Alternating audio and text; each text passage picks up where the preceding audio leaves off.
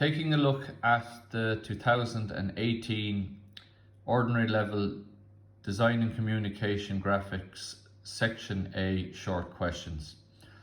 Question A-1. The 3D graphic below shows the proposed design for the new Children's Hospital in Dublin. It consists of an ellipse and two inner circular arcs. The drawing on the right shows the major and minor circles for the ellipse. Portions of the ellipse and the inner arcs are also shown. Part A. Locate the remaining points on the ellipse and draw the curve. Locate the focal points of the ellipse. Locate the center point of the lower arc and complete the drawing. So here we have the complete question. So dealing with the ellipse first of all. They show you that they have the first division there and the major circle and the minor circle. And they also show that from where this line comes out here and intersects the minor circle, we draw out a horizontal line. Where this line intersects the major circle, we draw down a vertical line. And that gives us the point on the ellipse. So that's a clue to focus in on. It gives you quite a significant amount of information into how to complete the rest of the drawing. So to do that, we divide up the circle into angles of 30 degrees. So this is 30, then 60, 90, 120, 150, 180, and so on. Divide the circle into 12 equal parts. As these lines come up through here, where they intersect the major circle, you drop down a vertical line from the top, and at the bottom we bring up a vertical line. And where those lines intersect the minor circle, we bring horizontal lines in this direction on the left side, and we bring them in this direction on the right side. That then will give you a series of points. Once you have all the points located, connect them together to form the ellipse. Part B, locate the focal points. To locate the focal points of an ellipse, you take half the major axis on your compass.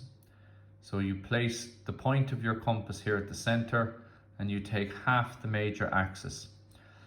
You place the point of your compass up on top of the ellipse and you swing an arc onto the major axis. And that will give you focal point number 1 and focal point number 2. So that then completes part B, locating the focal points. Finally, locate the center point for the lower arc and complete the drawing. So the top arc here is already drawn in for us, and what we want to do is we want to draw in this lower arc. So the first thing that we need to do is we need to transfer the distance, because both of these arcs are the same. We're told here in the question, portions of the ellipse and the inner arcs are also shown. So both of these arcs are the same. So if we take the distance from the center to the top of this arc and transfer that down to the bottom, now we have that point there on the minor axis. Now we want our curve to go through, to begin at this point, go through this point and finish up over here, which means that all 3 points are going to be on this arc. So if we draw a line from here to here, that then is a chord of that circle. And if you bisect a chord, you will get the center. Now we already know the center is going to be on the minor axis or in line with the minor axis. So by transferring that distance down to here, drawing a chord across the arc, or from this point to this point here, then you, by using your compass, bisect that line and draw in the bisector. And as this bisector comes to intersect the line there of the minor axis, that gives you the center point. Place the point of your compass there, open it up to this point here, and then draw the arc in this location here. Now if you're accurate, the arc will pass through that point, and that point, and that point there. So that completes A1 in relation to the ellipse. A2. 3 stone containers for growing flowers are shown in the 3D graphic below. The containers are in the form of geometrical objects which are in contact as shown. The drawing on the right shows the elevation and partially completed plan of the objects. The arrangement consists of a cylinder, a truncated cone, and a hemisphere. Draw the plan of the cylinder B. Draw the plan of the hemisphere C. So dealing with B first of all. Now you can see here the orientation of it, because it would be easy to, if you don't think about this, to assume that B is a cylinder, and you could project this down and end up with a rectangle here in plan if you view it in the wrong direction. But this center line that is indicated on the drawing is a giveaway that as we look down into the plan, that we're going to see the cylinder as a circle. So very, very simple. We have the center line there. You can see that this corner is in contact, so we're dealing with edge on edge contact. You bring down the center onto the center line here. Take the distance on your compass from the center out to that point there, which will give you the radius, and then we draw a circle. Now, because that corner is under this edge here, as the cylinder disappears under the cone, you will end up with hidden detail there. So the first one is very simple and straightforward. Bring down the center, take the radius, draw the circle, and that completes the cylinder in plan. Now, the hemisphere is a little bit more complicated. You can see here that this hemisphere, due to its orientation and the dotted line, has actually come out to the front of the cone, the conical flower pot. And how do we get that exactly correct in plan? Well, the first thing is this corner is going to be in contact with the edge of the flower pot here. So the first thing that we have to do is we have to get this hemisphere as if it was touching the flower pot in the same way that the cylinder is touching, where you have this corner in contact with the edge of that. Now, if that's the case, that corner is not going to change its height above the XY line. So if we take the distance on our compass from the center out to that corner there, and then mark that distance, mark the radius from here where it's going to be in contact, away from the side, that is going to give us the center before it has moved around into the front. So I'll say that again. Here's the corner once it is rolled in front of the flower pot, but we need to get that for an edge on edge contact. So what we do is we take the distance from the corner to the center here, which is the radius of the hemisphere, and then from the side of the flower pot we mark that distance back over here, and that would give us the position of the center if the hemisphere was touching the pot in the same way that the cylinder is. Now, once you have the center in the new location, we drop it down into plan, and obviously then this is going to rotate about the center of the flower pot. So we rotate this down into this direction here. We rotate that down. Now we know our center is going to be on that arc someplace. So we go back into elevation, and this is the center in the position where we need it. This is the drawing of the hemisphere in elevation where you want it. So you bring that down into plan, and that then gives you the center of the hemisphere in plan. Take your radius of the hemisphere from the elevation and draw the hemisphere in plan. And again, as it disappears underneath this circle here, you end up with hidden detail. So that then completes that. This last bit just requires a little bit of visualization.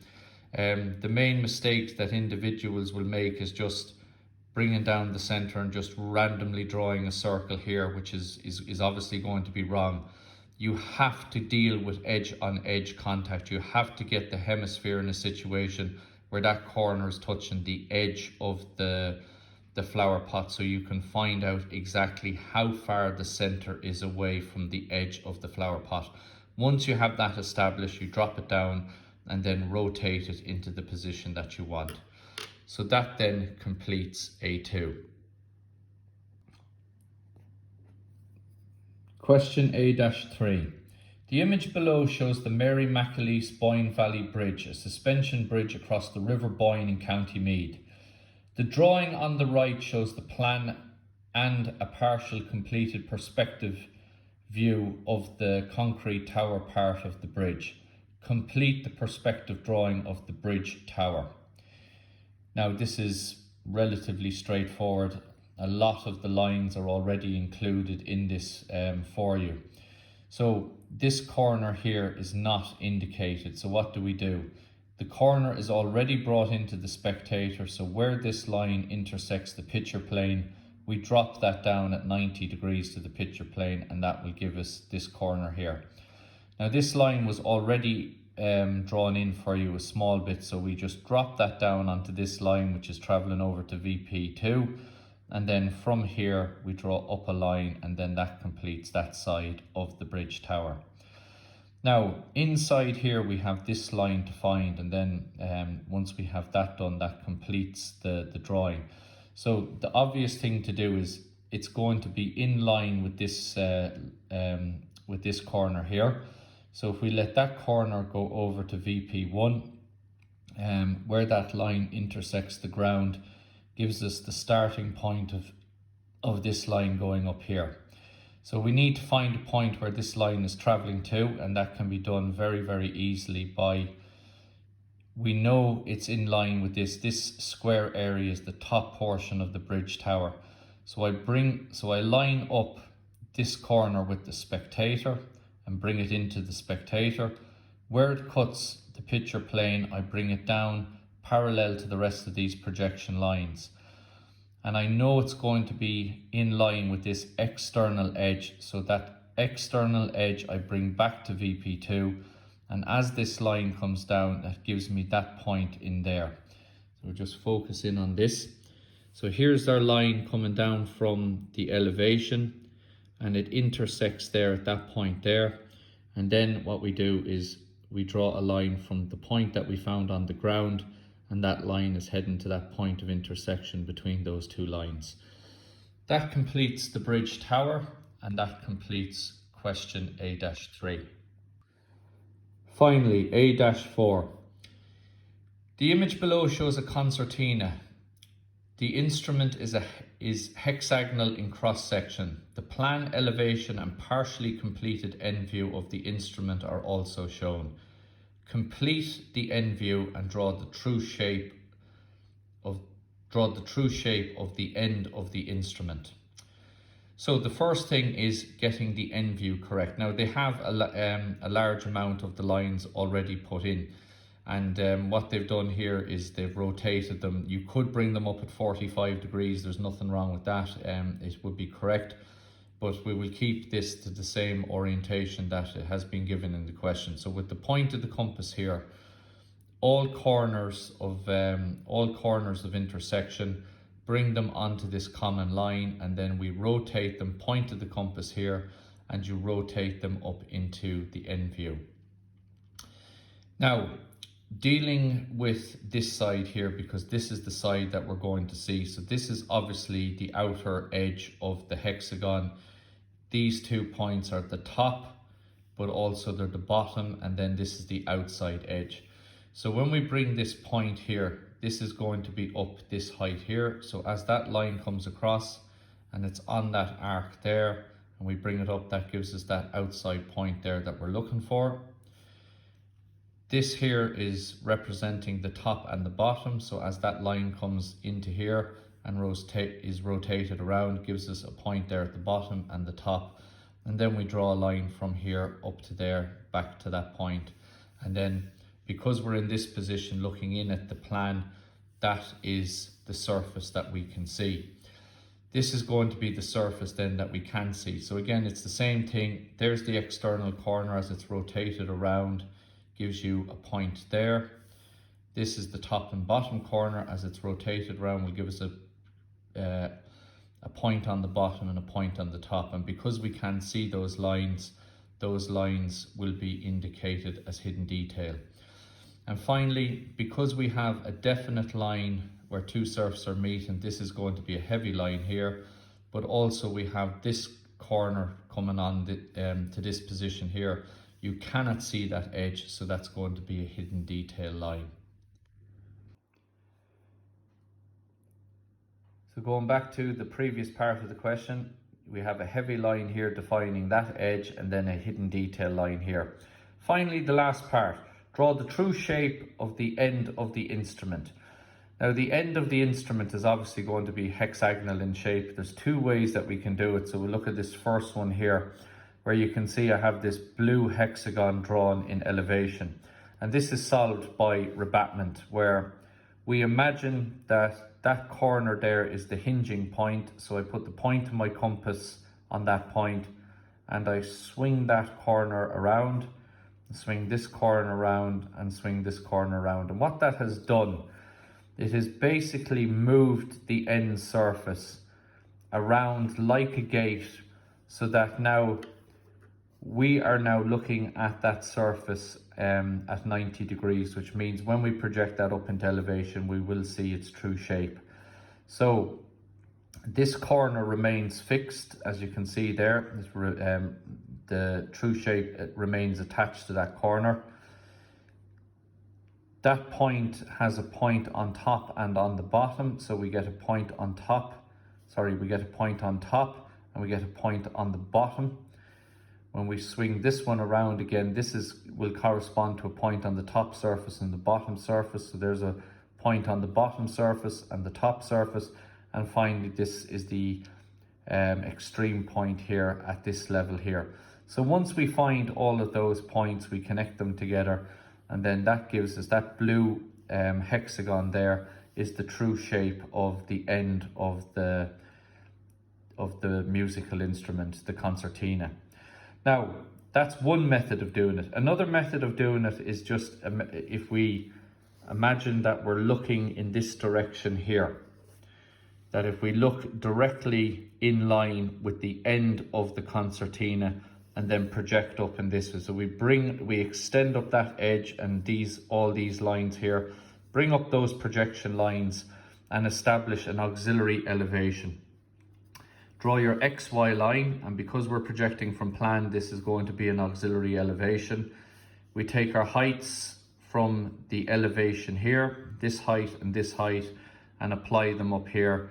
And once you have all the points found, the two on the XY line here, as you have in elevation, these two extreme points which are up this height here, and the 2 points then that are on the top of the concertina up there, connect all those points together, and that gives you the true shape of the end. And you can see that this hexagon matches this hexagon. So there's two methods of getting the true shape of the instrument: rebatting the surface by putting the point of our compass here and swinging the surface round and then projecting into elevation, or creating a new auxiliary elevation by looking directly into the end of the concertina, projecting off up here and then taking the heights from the elevation and applying them to the new elevation. It doesn't matter which method you use, both methods are correct, and that completes question A-4. So there is the completed 4 drawings associated with the short questions there for 2018.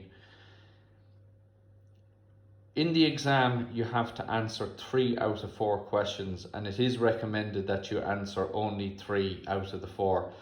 If you do have time at the end of an exam, and if you feel you can make an attempt at the 4th question, by all means have a go at it. But it is most important that you get the 3 short questions done in section A, the 2 out of section B and the 2 out of section C. Make sure that you have ticked all components before going on to do additional work.